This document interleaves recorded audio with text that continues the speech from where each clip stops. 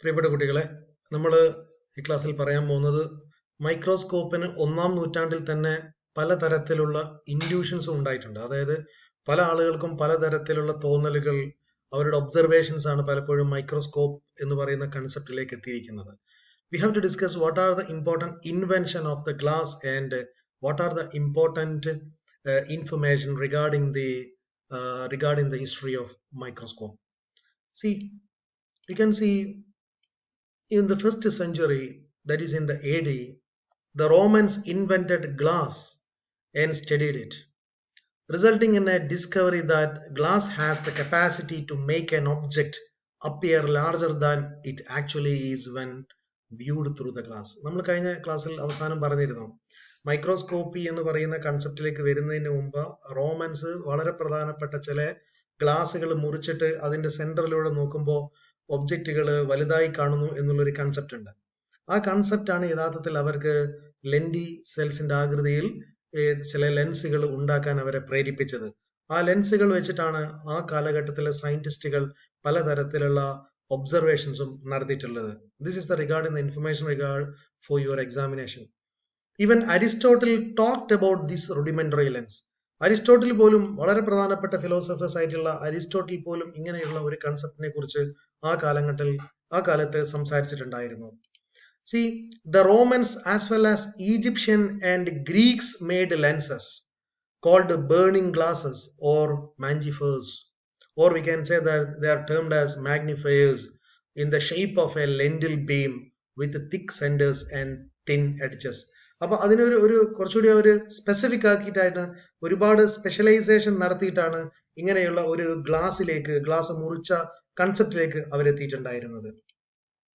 This is in fact where the term lens was derived from Latin word lentil. അങ്ങനെ lens എന്ന് പറയുന്ന വളരെ പ്രധാനപ്പെട്ട ഒരു ഹിസ്റ്റോറിക് ടേമിനെ ഉണ്ടാക്കിയിരിക്കുന്നത് ലെൻഡിൽ സീഡ് എന്ന് പറയുന്ന സീഡിന്റെ കൺസെപ്റ്റിൽ നിന്നാണ്.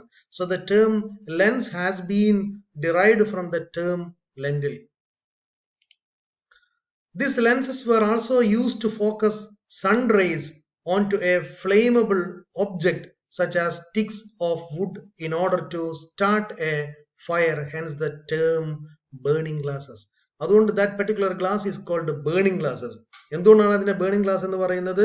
These lenses were also used to focus sun rays onto a flammable object as sticks of wood in order to start a fire, hence the term burning glasses. അങ്ങനെയാണ് ആ ബേണിംഗ് ഗ്ലാസ് എന്ന് പറയുന്ന കൺസെപ്റ്റിലേക്ക് ആളുകൾ എത്തിയിരുന്നത്.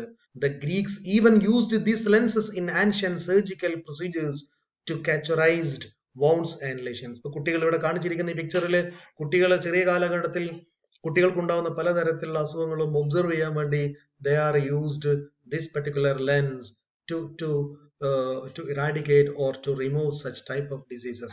അങ്ങനെ ചെറിയ wounds ഒക്കെ observe ചെയ്യാൻ വേണ്ടിയിട്ട് that particular ടൈമിലെ ഫിസിഷ്യൻസ് എല്ലാം ഇങ്ങനെയുള്ള കുറെ ലെൻസസ് ഉപയോഗിച്ചിരുന്നു എന്നുള്ളതാണ് 1-ാമത്തെ നൂറ്റാണ്ടിൽ മൈക്രോസ്കോപ്പുമായി ബന്ധപ്പെട്ട പ്രധാനപ്പെട്ട ഇൻഫർമേഷൻസ് ഉള്ളത്.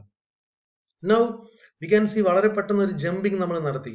അതായത് ഒരു 13-ാം നൂറ്റാണ്ട് വരെ, 13 to 14 നൂറ്റാണ്ട് വരെ വലിയ ഡെവലപ്മെന്റുകളൊന്നും പിന്നീട് ഉണ്ടായിരുന്നില്ല. വി ക്യാൻ സി അങ്ങനെ മാഗ്നിഫിക്കേഷൻ എന്ന് പറയുന്ന ഒരു കൺസെപ്റ്റ് ഉണ്ടായിരുന്നു എന്നല്ലാതെ വേറൊന്നും ഗ്ലാസിൽ വലിയ രീതിയിലൊന്നും ഡെവലപ്മെന്റ് ഉണ്ടായിട്ടുണ്ടായിരുന്നില്ല. So we can say that see there are different type of lenses. ഈ ലെൻസസ് ഉപയോഗിച്ച് അന്ന് അവർ ഏറ്റവും കൂടുതൽ കണ്ടിരുന്നത് ഇൻസെക്ട്സിനെ ആയിരുന്നു. ഇൻസെക്റ്റിനെ വലുതായിട്ട് കാണാനാണ് ആ കാലഘട്ടത്തിലെ സയന്റിസ്റ്റുകൾ ഏറ്റവും കൂടുതൽ ഈ ലെൻസുകൾ ഉപയോഗിച്ചിരുന്നത്.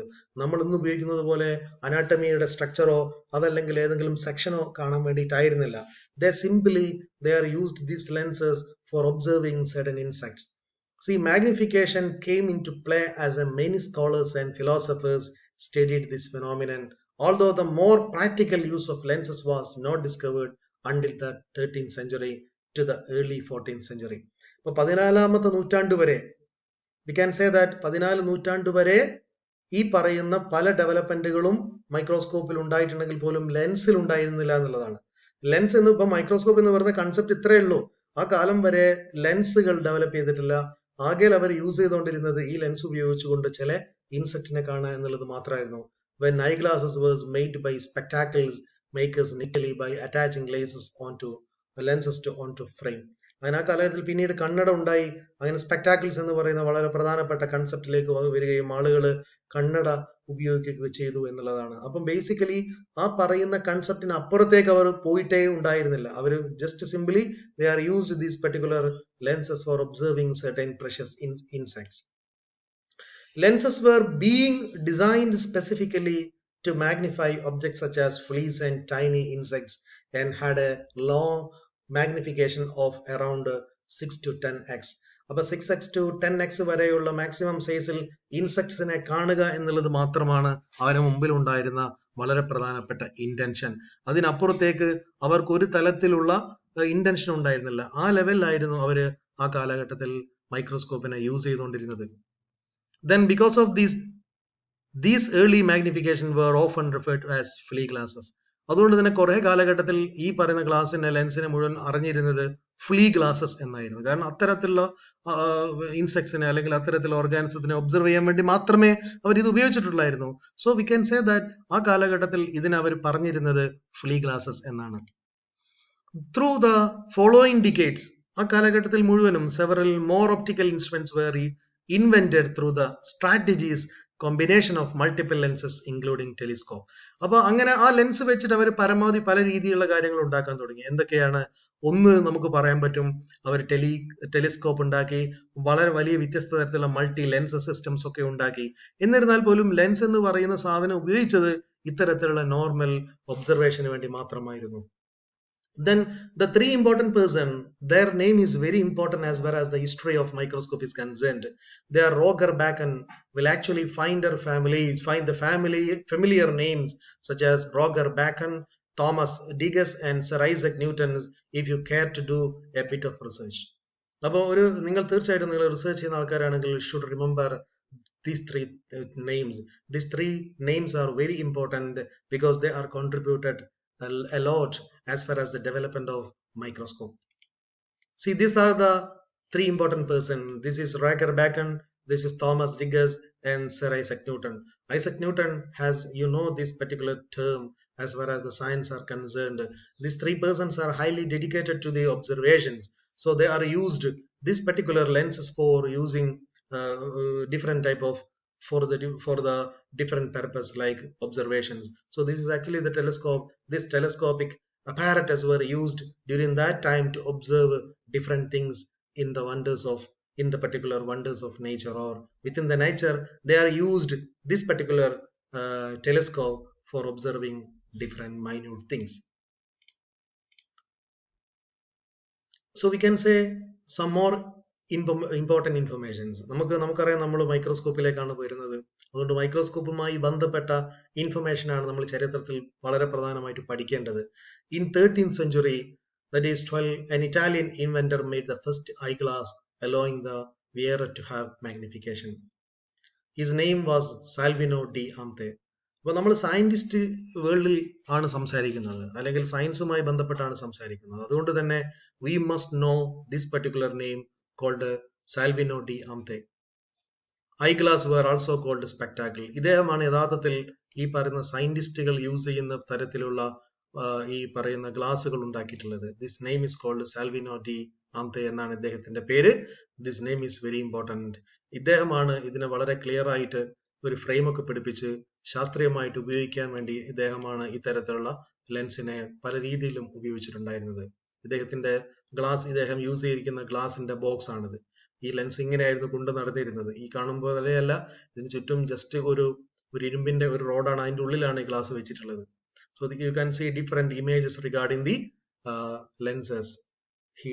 He made these lenses with the help of certain frames. ഈ ഫ്രെയിം ഇട്ടുകൊണ്ടാണ് അദ്ദേഹം ഈ ലെൻസുകളൊക്കെ വൈവിധ്യമാർന്ന രീതിയിലുള്ള ലെൻസുകളൊക്കെ ഉണ്ടാക്കിയിട്ടുള്ളത്.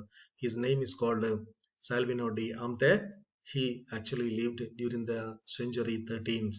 ആ നൂറ്റാണ്ടിൽ 12ാമത്തെ നൂറ്റാണ്ടിൽ 13ാമത്തെ നൂറ്റാണ്ടിന്റെ ഒടുവിലൊക്കെയാണ് അദ്ദേഹം, ആദ്യത്തിലൊക്കെയാണ് അദ്ദേഹം ഉണ്ടായിരുന്നത്. So anyway his person is very important as far as history of microscope is concerned. Now അങ്ങനെ ആ കാലഘട്ടത്തിലെ ഈ പറയുന്ന ലെൻസ് കൊണ്ട് പലതരത്തിലുള്ള പുസ്തകങ്ങൾ ഉണ്ടായി എന്നുള്ളതാണ്. അങ്ങനെ ഒബ്സർവ് ചെയ്തിട്ട് വരച്ച പുസ്തകത്തിലെ ചിത്രങ്ങളാണ് ഇതൊക്കെ. ഇൻസെക്റ്റിനെ മാത്രമാണ് അവരന്ന് ഫോക്കസ് ചെയ്തിരുന്നത്. വേറെ അവർക്ക് വരയ്ക്കാൻ പ്രത്യേകിച്ച് സെല്ലുകളോ അങ്ങനെയൊന്നും ഉണ്ടായിരുന്നില്ല. ആ കാലഘട്ടത്തിലെ പ്രധാനപ്പെട്ട ബുക്കുകളാണ് മൈക്രോഗ്രാഫിയ. ഈ മൈക്രോഗ്രാഫിയ എന്ന് പറയുന്നത് വളരെ പ്രധാനപ്പെട്ട സ്റ്റണ്ണിങ് ഇല്ലസ്ട്രേഷന്റെ യഥാർത്ഥത്തിലുള്ള കളക്ഷൻ ആണ്. It is A collection of stunning illustration. ആ ഇല്ലസ്ട്രേഷനിലുള്ള ആ ബുക്കിലുള്ള വളരെ പ്രധാനപ്പെട്ട ഇമേജസ് ആണ് ഈ കാണിച്ചിരിക്കുന്നത്. ഇതിന്റെ പേര് മൈക്രോഗ്രാഫിയ എന്നാണ്. റോബർട്ട് ഹുക്കാണ് ആദ്യമായിട്ട് ഇത് പബ്ലിഷ് ചെയ്തിരിക്കുന്നത്. We will discuss later. അപ്പൊ എനിവേ ആ ലെൻസ് ഉപയോഗിച്ചുകൊണ്ടാണ് ഇവർ ഈ പറയുന്ന ഒബ്സർവേഷൻസ് എല്ലാം നടത്തിയിട്ടുണ്ടായിരുന്നത്. History of the microscope illustration from Micrographia. ഈ മൈക്രോഗ്രാഫിയയിലെ വളരെ പ്രധാനപ്പെട്ട ഇല്ലസ്ട്രേഷൻസ് ആണ്, എല്ലാം ഏറ്റവും പ്രധാനപ്പെട്ട ഇമേജുകളാണ് ഈ പറയുന്നതെല്ലാം. Then another important century, that is 15th to 16th century, that we will discuss in next class. അപ്പൊ ഞാൻ ഇതുവരെ പറഞ്ഞത് വളരെ പ്രധാനപ്പെട്ട രണ്ട് നൂറ്റാണ്ടിലൂടെയാണ് ഇപ്പൊ നമ്മൾ പോയിരുന്നത്. 1-ാമത്തെ നൂറ്റാണ്ട് തൊട്ടിട്ട് 13-ാമത്തെ നൂറ്റാണ്ട് വരെ നമ്മൾ വന്നു. ഇനി നമുക്ക് പോവേണ്ട യഥാർത്ഥത്തിൽ 15th to 16th century ആണ്. that we will discuss next class. അപ്പൊ this book is very important in the history of microscopy, that is micrographia. അപ്പൊ നമ്മളിപ്പോ പറഞ്ഞിരിക്കുന്നത് 1-ാമത്തെ നൂറ്റാണ്ട് തൊട്ട് 13-ാമത്തെ നൂറ്റാണ്ട്, then 12-13 നൂറ്റാണ്ടും നമ്മൾ പറഞ്ഞു കഴിഞ്ഞു. Then the next century that we will discuss in next class. Thank you.